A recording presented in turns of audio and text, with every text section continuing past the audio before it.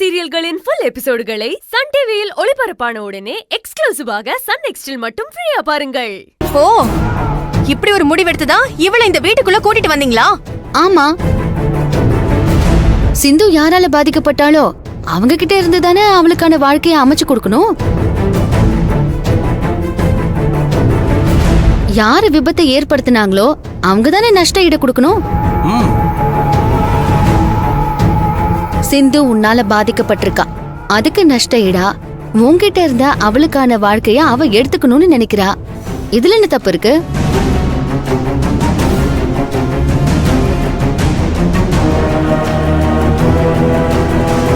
என்ன ரெண்டு பேரும் பாத்துக்கிட்டு நிக்கிறீங்க?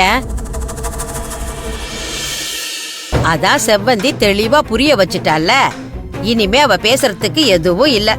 நீங்க ரெண்டு பேரும் ஆசீர்வாதம் வாங்கிக்கங்க. ராஜி, சேர்ந்து நில்லு. எங்களை ஆசீர்வாதம் பண்ணுங்க மாமா.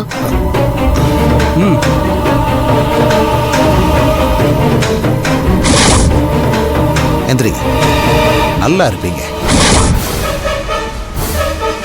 நீ என்னைக்கும் தீர்க்க சுமங்கலியா இருப்பமா. உங்க ரெண்டு பேரோட வாழ்க்கையில சந்தோஷம் மட்டும்தான் நிறைஞ்சிருக்கும். எந்த விதமான துன்பமும் உங்களுக்கு வராது. கடவுள் உங்களோட வாழ்க்கையில கடைசி வரைக்கும் துணை இருப்பாரு. நல்லா இருங்க. மனப்பூர்வமா எங்களை ஆசீர்வாதம் பண்ணதுக்கு ரொம்ப நன்றி மாமா.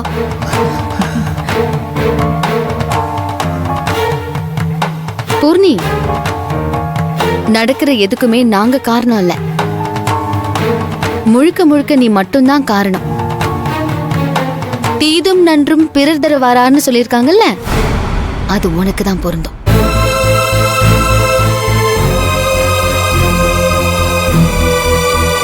போம்மா.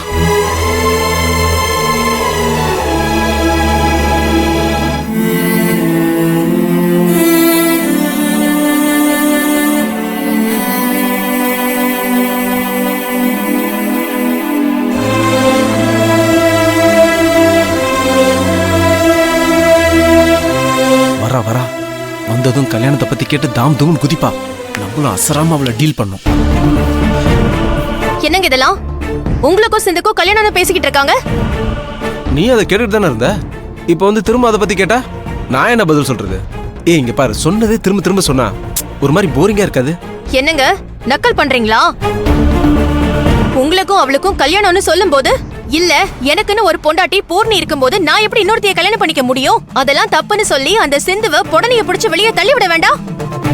ஆனா நீங்க ஏன் அப்படியே இழிச்சுக்கிட்டு அவ கூட ஜோடியா சேர்ந்து போய் உங்க அப்பா கால தொப்புன்னு விழுந்து ஆசீர்வாதம் வாங்குனீங்களே, அதுக்கு என்ன அர்த்தம்னு கேக்குறேன். இங்க பாரு, பாட்டி தான் எங்க ரெண்டு பேரையும் சேர்ந்து போய் அப்பா கிட்ட ஆசீர்வாதம் வாங்க சொன்னாங்க. நாங்க போய் வாங்கணும். அதுல என்ன தப்பு இருக்கு? அதுல என்ன தப்பு இருக்கா? அப்படின்னா உங்களுக்கு அது தப்பாவே தெரியலல்ல? ஆமா. இப்படி தோலை குலுக்கி நீங்க ஆமான்னு சொல்ற ஸ்டைல பார்த்தாலே அவளை நீங்க கல்யாணம் பண்ணிக்கிறதுக்கு ரொம்ப தீவிரமான விருப்பத்துல இருக்கிற மாதிரி தெரியுது. அப்படின்னா உங்க ரெண்டு பேருக்குள்ள தப்பான உறவு இருக்குன்னு நான் சந்தேகப்பட்டது சரிதானே? முழுசா குளிச்சதுக்கு அப்புறம் குளிர் அடிக்காதுங்கிற மாதிரி அவளை நேரடியாவே வீட்டுக்கு கூட்டிட்டு வந்து கல்யாணம் பண்ற முடிவுக்கு வந்துட்டீங்க. இவ என்ன பண்ணிடுவா பாத்திரலாங்கிற தைரியம் தானே? இதுக்கெல்லாம் காரணம் உங்க அண்ணிக்காரி தான்.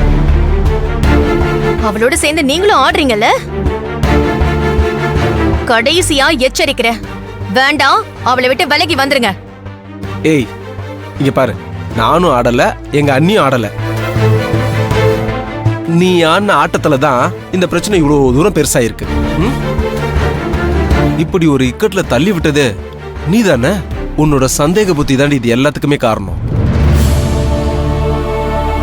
சிந்துவையும் என்னையும் இணைச்சு பேசி அவங்க மான மரியாதை எல்லாத்தையும் வாங்கிட்ட. பாவம், இப்ப அவங்களுக்குன்னு யார் இருக்காங்க? செவந்தி அண்ணி சொன்ன மாதிரி இனிமேல் சிந்துவை யார் கல்யாணம் பண்ணிப்பாங்க? நீயே சொல்லு. நீ பண்ணி வச்ச காரியத்தினால்தான் இது எல்லாமே நடக்குது. இதுக்கு மேல நான் என்ன செய்ய முடியும்? பெரியவங்க என்ன முடிவு எடுக்கிறாங்களோ அதுக்கு நான் கட்டுப்பட வேண்டியதுதான். அப்போ என்ன ஒதுக்கி வச்சுட்டு அந்த சிந்துவை கல்யாணம் பண்ணிக்கிட்டு ஜாலியா வாழணும்னு முடிவு பண்ணிட்டீங்க, அப்படிதானே? நீ சொல்ற மாதிரி ஜாலி கீலியெல்லாம் எனக்கு தெரியாது. நீ எப்படி புரிஞ்சுக்கிறியோ அந்த விதத்துல புரிஞ்சுக்கோ. ஆனா அதுக்கு நான்லாம் விளக்கம் கொடுத்துட்டு இருக்க முடியாது. புரிஞ்சு போச்சுங்க, புரிஞ்சு போச்சு. சார் ரெண்டாவது கல்யாணத்துக்கு தயாராயிட்டீங்க. அதுக்குதான் என்ன கெட்ட விழா காட்டி ஒதுக்கி வைக்கிறதுக்கு இவ்ளோ காரணம் சொல்லிக்கிட்டு இருக்கீங்க. ஆனா நான் ஒண்ணு சொல்றேன், கேட்டுக்கோங்க. அப்படியெல்லாம் நீங்க என்னை விட்டு விலகி போக முடியாது. அப்புறம் நான் என்ன பண்ணுவேன்னு எனக்கே தெரியாது. ஆ உனக்கே தெரியாதுல்ல? அதே மாதிரி தான் என்ன நடக்க போகுதுன்னு எனக்கும் தெரியாது. அப்பா அம்மா அண்ணி எல்லாரும் சேர்ந்து என்ன முடிவு எடுக்கிறாங்களோ அந்த முடிவுக்கு நான் கட்டுப்பட்டே ஆகணும். ஏன்னா சிந்துவோட நிலைமைக்கு நீ தான் காரணம்.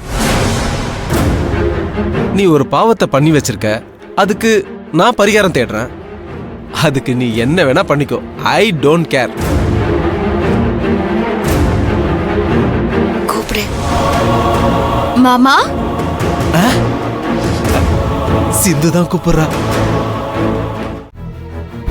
என்னை விட்டுட்டு நீ எப்படி சிந்துவை 2வது கல்யாணம் பண்ணிப்பேன்னு ரகு கிட்ட இப்ப சண்டை தான் போட்டுட்டு இருப்பா. நீ ரகுவ மாமான்னு குரல் கொடுத்ததும் இன்னும் பயங்கரமா டென்ஷன் ஆயிருப்பா. ஆமா ஆமா, என்ன நடக்குது ஏது நடக்குதுன்னு தெரிஞ்சுக்கிறதுக்கு ரகு பின்னாலேயே அவளும் வருவா பாரு.